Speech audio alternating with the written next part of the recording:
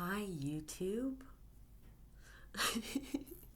I'm McIntyre, Sit with Soul Therapy, and in an effort to get off of and stay away from meta products, I'm making my way to the YouTube stage. And really, my intention here is to just share more thoughts on psychology, healing, mental health, neurodivergence, especially autism, ADHD, and the combination, and other, things about doing therapy that could be helpful. I'm a licensed marriage and family therapist, and I am specialized in somatic psychology. I went to the California Institute of Integral Studies in their somatic psychology program. Is life changing, as well as, of course, having my own therapeutic personal journey that inspired me to become a therapist, like happens for so many folks who enter any kind of service oriented caring profession. So, I'm trying to care for myself as well as care for the community in wanting to share more nuggets of knowledge and lived experience offerings as well, but not on Instagram. So appreciate entering into this space with a little bit more intention, as well as a lot of self energy. We're accessing creativity, we're accessing confidence, courageousness, in just getting on here today. And for the first time, sharing with you all over YouTube about some of my special interests, which, like I'm saying, is psychology, somatics, and healing. Relationships also really big. Shocker, an autistic person who is like obsessively focused on relationships. How are they? How do they work? What's happening here with human connection? So I am an autistic ADHD clinician. I'm also part of the queer community, trans community. I'm a bigender, lesbian, late in life in all aspects, and learning about my brain style, and learning about my sexuality, and learning about my gender. So, and of course, other things outside of there. But today I wanted to pop on here and speak about the autistic experience as it relates to a very specific moment, and it could be a moment that lasts a couple of seconds, or it could last, a couple of years. And that moment is when we are really confronting, opening towards, ideally, the truth of being autistic, and that not just being sort of this thing over here that you can wrap your whole mind around and have it be separate, something like we often do through diagnoses, like, oh, that's anxiety, or my generalized anxiety disorder, or that's my depression. Like, not saying like having that external space is bad. That's a hugely therapeutic, especially if you're coming at it from narrative therapy, you externalize it, or parts work like internal family systems. That's not the point I'm trying to make. The point I'm trying to make is that often autism is seen as a disorder. It's in the DSM. It's very pathologized, meaning it's kind of made out inherently to be bad. That's what pathologized means, essentially. That it has been deemed by dominant society that this thing is not acceptable for whatever reason.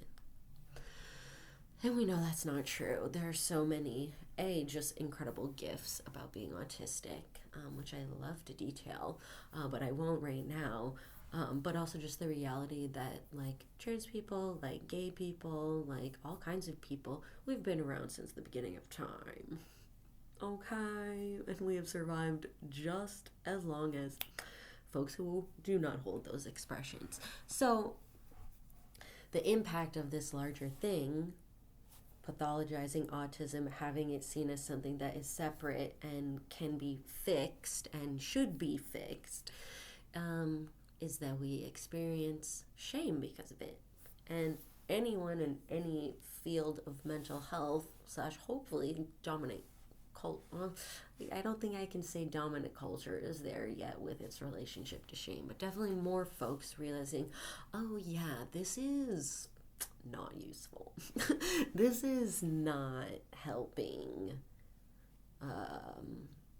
me on my healing path. Obviously, that's not to kick out the shame, though sometimes we do need to just do that.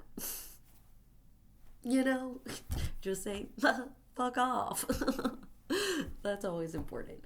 But the shame I'm talking about is this moment in time when they're really coming to whatever their grips are around being autistic and what that means to them. And often that meaning is wrapped up in all of this cultural stigma. Stigma meaning like, we don't talk about that, or, it's a bit of a disgust response. And when someone has a disgust response to us, we're going to feel ashamed of ourselves. That's how that works. That's why it's important for us as humans who are oriented towards relationship, connection, the thing we are hardwired to be oriented towards when we're not ill, essentially. If we want to be oriented towards relationships, then we need to learn how to manage our disgust response to things. That's a separate issue, more of a little bit of shade throwing at anyone that does see autism or autistic people as less than, or anything with this gesture. So there's this difficult moment where you're really confronting being autistic and what that is going to mean for your life. And usually that means your life is going to need to change a lot if you really want to thrive. It's like anyone experiencing chronic illness, like anyone who's maybe even experienced a massive loss in their life, a huge change. In spirituality, in the tradition of the tarot, we would call this a tower moment, where you have an internal realization of, oh my God, I thought it was this way, or this was here, and now it's actually this way, and everything's different. The tower comes tumbling down, and we need a lot of towers to tumble down, actually.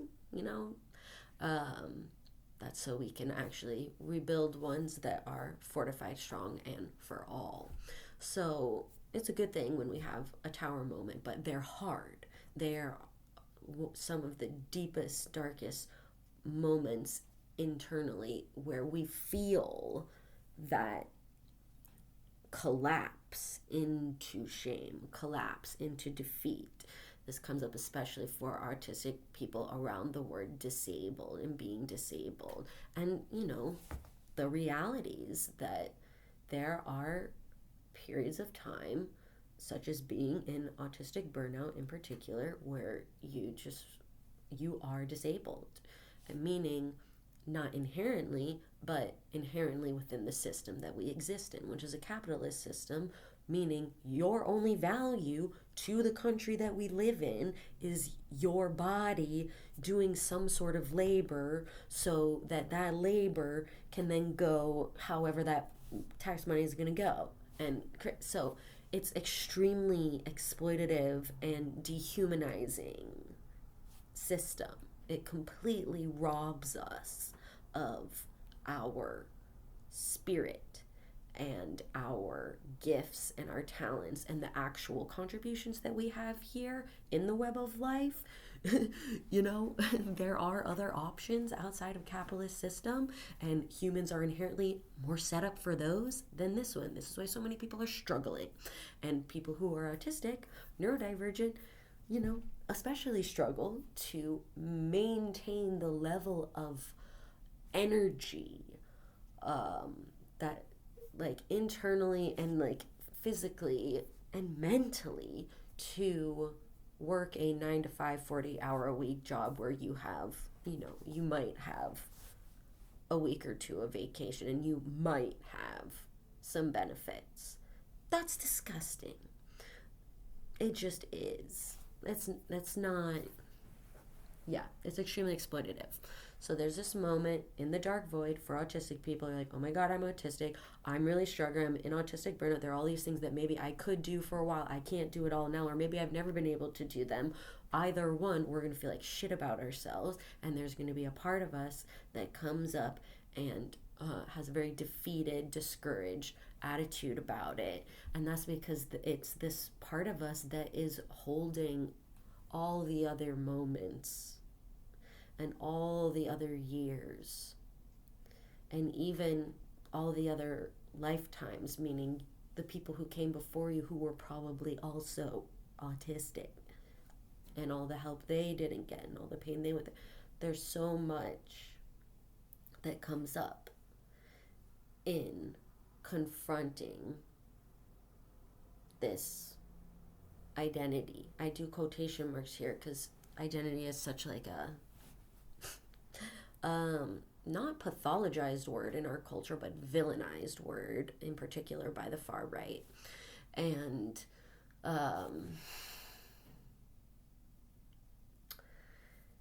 we have to be sure to push against those sorts of narratives and begin to understand that our bodies do have limits. And yeah, there's also can be a lot of sadness that we have to then feel when we then look back at the rest of our life and realize, oh my gosh, like I didn't get what I needed at all. I should have gotten so much more support. It could have been so much. I didn't get what I needed. There's a lot of sadness. There's a lot of grief there that comes up. So that can be very confronting and uncomfortable and give that dark night of the soul. And then you have that internal bully that has all those societal sayings about how you are not enough and how you're a burden on the system. So it can be a moment of deep stress, overwhelm in the body that then collapses someone. And anytime we're in that kind of state, there's going to be a belief about ourself that is formed sort of as a psychological like protection, or in some ways like it's just like this way we respond like in our thoughts to this extreme stress, like that moment in Inside Out 1 where, you know, the girl is having like hockey, whatever, and there's like, it's a positive thing, but then something happens and it turns kind of like negative. So, the point there being like, we really have to develop self-energy to be able to create distance from those parts of us that want to consume us into shame. And the way we develop self-energy, or way we get out of those moments where we feel just like so defeated, is a couple of options. Like one, really feeling into it, but consciously, and having compassion, right? Like meeting that part of us that is feeling so discouraged and so defeated with compassion. Like, oh my God, it makes so much sense you're feeling this way. Like we talk to ourselves, we talk to that part of us that way. Or perhaps if you're a loved one or a caregiver and you're witnessing a loved one or a student or whoever in this space, then you might meet that person with compassion and, oh my gosh, this makes so much sense. Like, yeah, that sounds really sad and overwhelming. You're there with them. So that's like one option. Another option is noticing the bully, noticing the critic. Often it's shoulds, often it's ought tos, often it's you need to be doing better than this, you should be doing better than this, what's wrong with you, those sorts of things. You're a burden. Like, it needs to be this gesture. We actually need to be really firm and really kind of no with the critic, because it's not really reasonable and it's never satisfied. So it's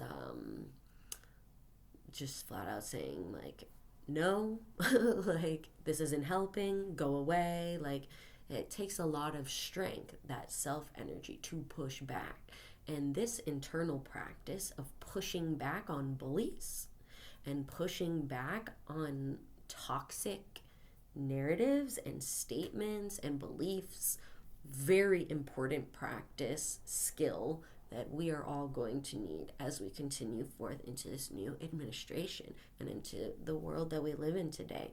We need to be able to feel the strength in our internal belief, having space of it, telling it no, taking it out of the room of your internal space.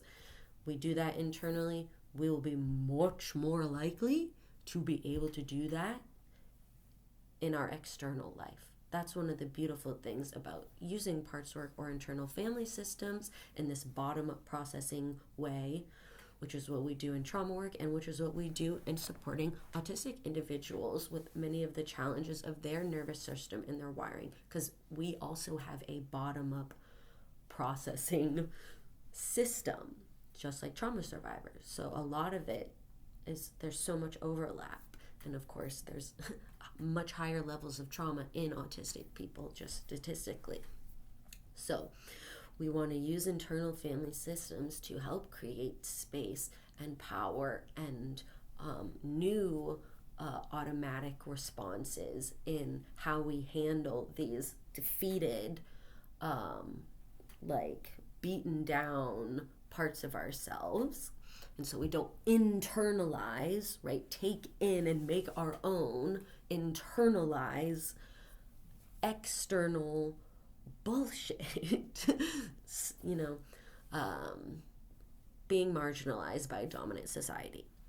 So internal family systems can be really helpful when you're having these moments in your kind of diagnosis journey, your late in life diagnosis, your current, late in life and autism is considered after age 3, 4, or 5, it's very early. So most people were missed. And so a lot of folks, if you notice you have this point when you're reconciling with what it means to be autistic and this just who you are, because it is a biological wiring, it is who we are, there's no way around it.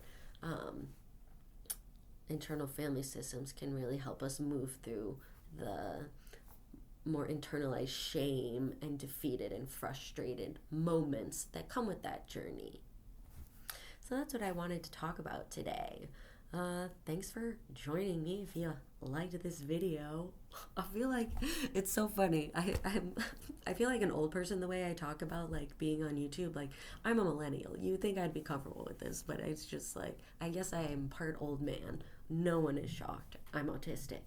So if you did like this video, please like and subscribe. Maybe share. And I'll be back at some other time when there's something that I really want to share about neurodivergence, relationships, trauma recovery, and more.